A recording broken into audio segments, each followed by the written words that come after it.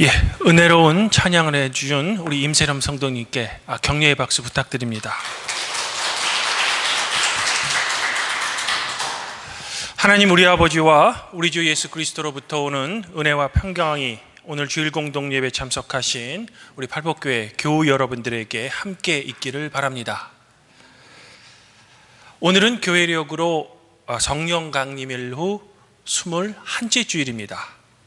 그러나 우리 교회는 오늘을 제505주년 종교개혁 기념 예배로 지키려고 합니다. 바라기는 제가 오늘 성도 여러분들에게 드리는 이 설교를 통해 프로테스탄트, 즉 개신교인이 과연 누구인지 그 정체성에 대한 고민을 저와 함께 지금 나누는 소중한 시간이 되길 저는 소망해 보고 싶습니다. 성도 여러분, 1452년 지금의 체코 지역인 보헤미아 왕국의 신부이자 신학자였던 얀 후스라는 사람이 많은 사람들이 보는 앞에서 공개 화형을 당합니다. 종교재판소로부터 이단 판정을 받았기 때문이죠. 그러면 얀 후스는 도대체 어떤 행동을 했기 때문에 종교재판소로부터 이런 이단 판정을 받았던 걸까? 얀 후스는 당시 로마 카톨릭 교회의 부패 그리고 타락을 설교와 강연 등으로 비판하고 또 성직 매매에 저항했으며 특별히 성경을 체코어로 번역해서 당시 평민들로 하여금 성경을 읽게 했습니다. 또한 이 성경에 근거하여 성만찬 때 이 평신도에게는 분배하지 않던 포도주도 나누어 주었던 겁니다. 하지만 결국 이런 그의 행동 때문에 그는 종교재판소로부터 이단 판정을 받고 화형까지 당한 거죠. 그러나 사실 얀 후스와 같은 이런 종교적 행동 또는 개혁 운동을 한 사람이 얀 후스가 처음은 아닙니다. 이미 한 세대 전에 영국의 존 위클리프라는 사람 또한 이 라틴어 성경을 영어로 번역해서 평민들로 하여금 읽게 해서 후스와 비슷한 주장을 했던 겁니다. 그래서인지 얀 후스는 영국의 존 위클리프로부터 많은 영향을 받았다라고 학자들은 평가하기도 합니다. 이제 얀 후스가 화형을 당한 지 거의 100년 후인 1517년 10월 31일 아우구스티누스 수도의 수도사였으며 비텐베르크 대학의 신학 교수였던 마르틴 루터는 비텐베르크의 성교의 문에 95개 논제를 겁니다. 마치 지금 우리 예배당 앞에 95개 논제가 걸려 있는 것처럼 말입니다. 이로써 성도 여러분들도 잘 아시는 대로 종교개혁이 비로소 시작된 겁니다. 그러나 사실 이때까지만 해도 루터 자신은 자신의 이 행동이 종교개혁의 도화선이 될지는 몰랐습니다. 그럼에도 루터의 이 행동은 곧 로마 교황청으로부터 주목을 받게 되고 여러 가지 우여곡절 끝에 루터 또한 교황으로부터 파문을 받습니다. 이러한 파문은 마르틴 루터의 운명 또한 이제 곧 한 세대 전에 얀 후스와 같은 운명에 처할 위험에 빠졌다는 일종의 신호였죠. 그러나 루터가 살았던 시대에는 이미 교회의 개혁이 매우 시급하다는 시대 정신이 아주 충만하던 때였습니다. 그래야 이런 시대 정신과 맞물려 루터가 일으킨 종교개혁은 전 유럽을 흔들었고 드디어는 프로테스탄트, 즉 우리 개신교회가 탄생한 겁니다.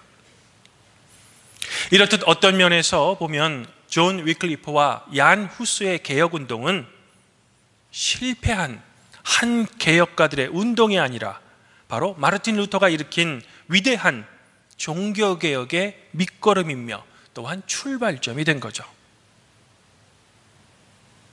사랑하는 성도 여러분, 근데 제가 지금까지 소개해드린 이 종교개혁의 역사를 우리가 가만히 살펴보면 존 위클리프, 얀 후스, 그리고 마르틴 루터에게는 한 가지 공통점이 발견이 됩니다. 그리고 그 공통점이란 바로 이들 세 사람 모두에게는 자신의 목숨을 걸고서라도 지키고자 했던 한 가지 진리가 있었다는 겁니다. 그러면 이들이 함께 공유했던 그 진리는 과연 무엇일까? 저는 이 진리가 과연 무엇인지 오늘 복음서 말씀인 요한복음 8장 31절부터 36절까지의 말씀을 통해 성도 여러분들과 함께 이제 고민해 보자라는 겁니다. 사실 오늘 요한복음 말씀은 유대인들이 생각하는 자신들의 정체성이 과연 무엇인지 우리가 먼저 어느 정도는 알아야 제대로 이해할 수 있는 예수님과 유대인들 간의 논쟁입니다. 이미 성도 여러분들도 잘 아시겠지만 창세기 12장을 보면 하나님께서는 일방적으로 아브라함을 선택하십니다. 그 하나님께서는 아브라함이 99세 때 다시 나타나셔서 아브라함이 여러 민족의 아버지가 될 것이라는 언약을 아브라함과 체결하시죠. 그래서 아브라함의 이름이 많은 나라들의 아버지라는 의미의 아브라함으로 바뀝니다. 그러시면서 하나님께서는 언약의 표징으로서 유대 남자라면 모두 할례를 받도록 명령하시는 겁니다. 일종의 우리의 눈에 보이는 몸의 표징을 요구하신 거죠. 예를 들면 지금 제 어깨에 걸치고 있는 이 영대가 제가 목회자로서 소명받고 또 안수받은 사람임을 나타내는 어떤 눈에 보이는 외적인 상징처럼 이 할례 또한 하나님과 언약을 체결했음을 유대인들이 잊지 않고 기억하는 이 몸에 새겨진 표징인 겁니다. 해서 모든 유대 남자들은 태어난 지 8일이 되면 예외 없이 할례를 받았습니다. 그래서 예수님도 할례를 받으신 겁니다. 즉 할례는 유대인을 나타내는 몸의 정체성이자 하나님께 선택받은 사람임을 나타내는 일종의 자부심이 된 겁니다. 또한 할례는 종교적으로는 자유인임을 나타내는 상징이기도 한 겁니다. 이런 역사적 배경 때문에 유대인이 아닌 이방인이 세례를 받고 그리스도인이 되었다 할지라도 이 몸의 할례를 받지 않으면 온전한 그리스도인이 아니다라고 주장했던 초기 유대계 그리스도인들과 결코 그렇지 않습니다를 주장했던 사도 바울과의 그 유명한 할례 논쟁이 시작된 겁니다.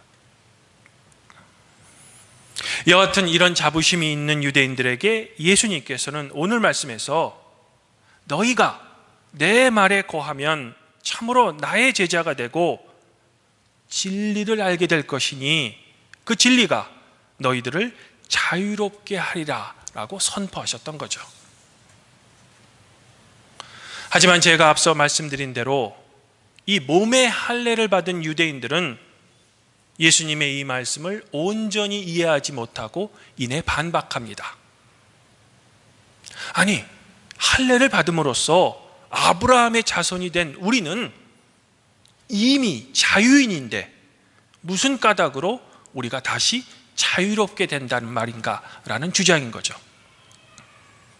더욱이 우리 유대인은 하나님 앞에서 의롭게 될 수 있는 유일한 길인 율법 또한 하나님으로부터 선물로 받은 선택받은 사람들인데 우리에게 더 이상 무엇이 더 필요하다는 말인가? 라는 예수님을 향한 역질문이기도 한 겁니다. 즉 유대인인 우리는 이미 구원을 위한 필요 충분을 다 갖추었다는 겁니다.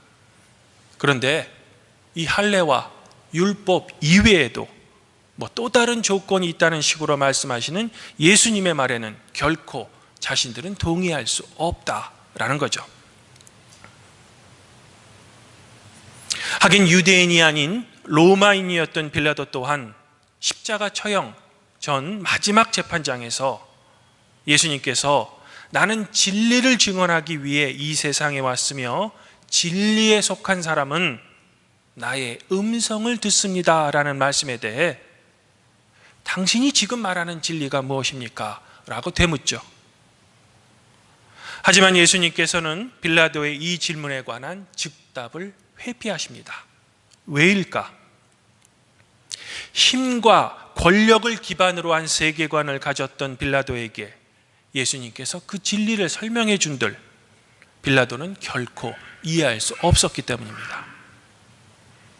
이처럼 몸의 할례와 율법을 진리로 믿는 유대인들, 그리고 힘과 권력을 진리로 믿는 빌라도는 예수님께서 말씀하신 진리의 온전한 의미를 전혀 이해할 수 없었습니다. 세상을 바라보는 관점 그리고 기준이 서로 달랐기 때문이죠. 사랑하는 성도 여러분, 그러면 예수님께서 말씀하신, 그러나 유대인과 로마인인 빌라도는 결코 이해할 수 없었던 이 진리는 과연 무엇일까? 그것은 바로 진리란 예수 그리스도 그 자체이시며 예수 그리스도의 삶과 죽음 그리고 부활을 믿는 그 믿음으로 말미암아 우리는 구원받을 수 있다라는 겁니다.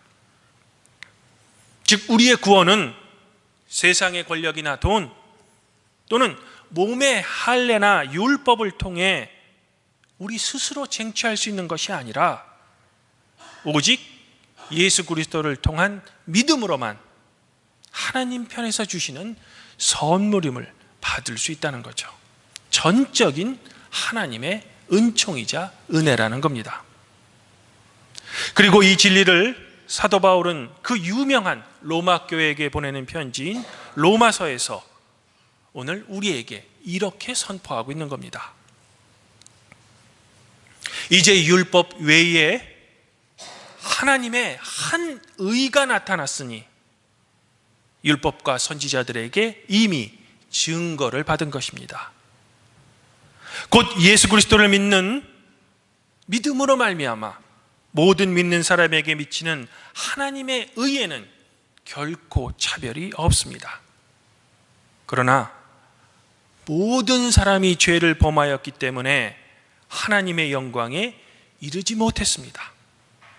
그럼에도 우리는 그리스도 예수 안에 있는 속량으로 말미암아 하나님의 은혜로 값없이 의롭다 하심을 얻은 사람이 되었습니다. 이것이 바로 예수님께서 말씀하신 진리이며 우리가 믿는 기쁜 소식, 즉 복음의 핵심인 거죠.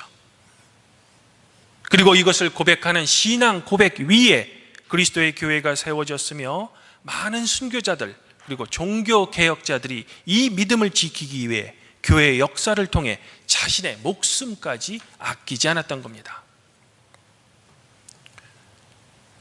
그러나 이런 단순한 진리를 늘 왜곡하며 예수님의 핏값으로 산 복음을 값싼 선물로 만들며 자신을 합리화하는 데는 그 누구보다도 열심인 우리 나약한 인간에 의해 시대마다 이 진리는 변질되었으며 그 빛을 잃었던 겁니다. 그래서 중세에는 우리 죄를 대신 짊어지고 십자가 위에서 돌아가신 그 예수 그리스도의 삶, 죽음, 그리고 그분의 부활을 믿는 믿음이 아닌 그저 종이 한 장을 사면 구원을 얻을 수 있다라는 면죄부 판매까지 행해진 거죠. 하지만 하나님께서는 진리이신 예수 그리스도의 빛이 이 세상 속에서 그 빛을 잃을 때마다 존 위클리프, 얀 후스, 그리고 마르틴 루터 같은 당신의 사람들을 보내주셔서 우리로 하여금 다시 진리이신 예수 그리스도로 돌아가도록 우리를 인도해 주신 겁니다.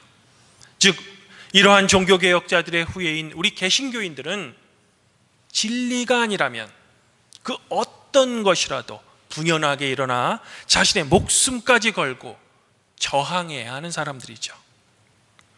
물론 그 길은 순탄하지만은 않습니다. 기쁨의 길이지만 고난도 항상 늘 함께 있는 겁니다. 에드워드 사이드라는 팔레스타인계 미국인이 있습니다. 대중에게는 오리엔탈리즘이라는 책을 통해 서양이 오랫동안 간직해온 제국주의적 오만 그리고 편견을 날카롭게 고발한 작가로 잘 알려져 있죠. 그런데 그가 쓴 또 다른 책 중에는 지식인의 표상이라는 책이 있습니다. 그는 이 책에서 지식인을 이렇게 정의합니다. 경계 밖으로 끊임없이 스스로를 추방해야 하는 사람이다. 그러면서 이런 말을 덧붙이죠. 지식인은 단도직입적이고 직접적으로 말합니다. 하지만 그런 말들로 인해 높은 지위에 있는 친구를 사귈 수 없으며 공적인 명예를 얻지도 못하며 이러한 현실을 벗어나고자 탈출할 수도 없습니다. 이것은 매우 고독한 상황입니다. 저는 이 책에서 이 문장을 읽을 때 진리이신 예수 그리스도가 생각이 났습니다.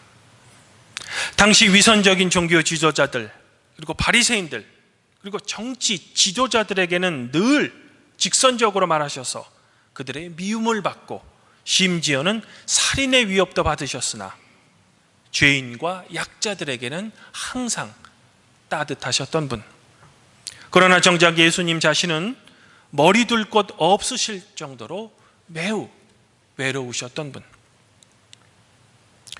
종교개혁자였던 마틴 루터도 진리를 지키기 위해 당시 세상의 권력자였던 교황을 공개적으로 공격해서 파문당하고 또한 생명의 위협까지 받았지만 진리가 아니라면 루터는 늘 자신을 경계 밖으로 추방한 외로운 지식인이었던 겁니다.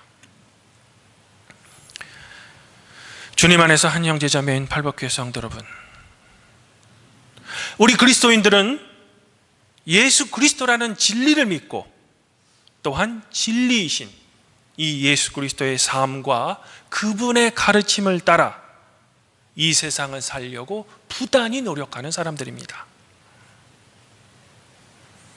하지만 이 세상의 악은 우리의 이런 노력들을 아주 쉽게 좌절시키거나 우리의 용기를 잃게 만들고 있습니다. 이럴 때면 우리는 매우 낙심하여 진리고 뭐고 그냥 나도 편안한 삶을 살고 싶다라는 유혹에 빠져들죠. 그리고 또 그런 유혹에 우리는 실제로 자주 넘어가기도 합니다. 그래서 이런 나약한 나를 후회하기도 하고 또 회개하기도 합니다.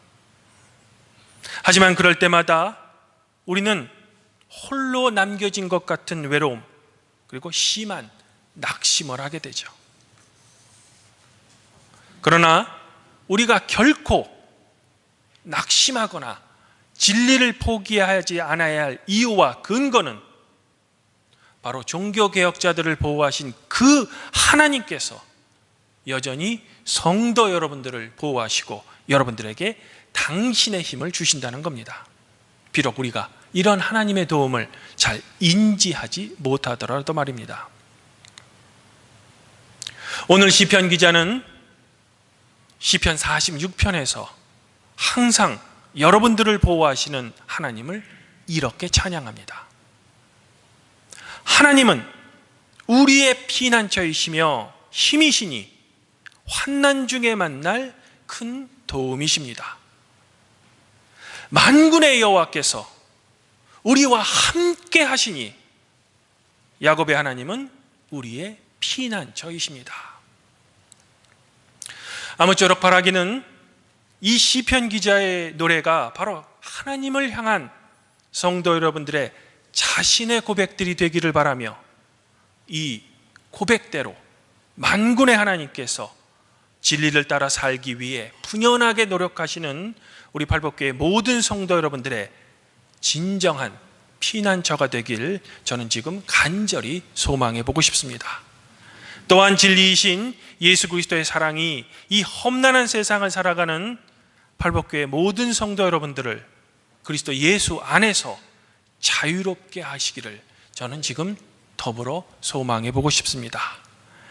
간절히 간구하기는 진리 안에서 자유롭게 되며 또한 의롭다 칭함을 받은 우리 팔복교회 모든 성도 여러분들 자신과 여러분들의 가정 위에 놀라운 성삼위 하나님의 지혜 그리고 그분의 은총이 항상 충만하기를 성부와 성령과 함께 지금도 우리를 다스리시는 성자 우리 주 예수 그리스도 이름으로 간절히 축원드립니다. 그리하면 모든 지각에 뛰어나신 하나님의 평강이 그리스도 예수 안에서 성도 여러분들의 마음과 생각을 지키시리라.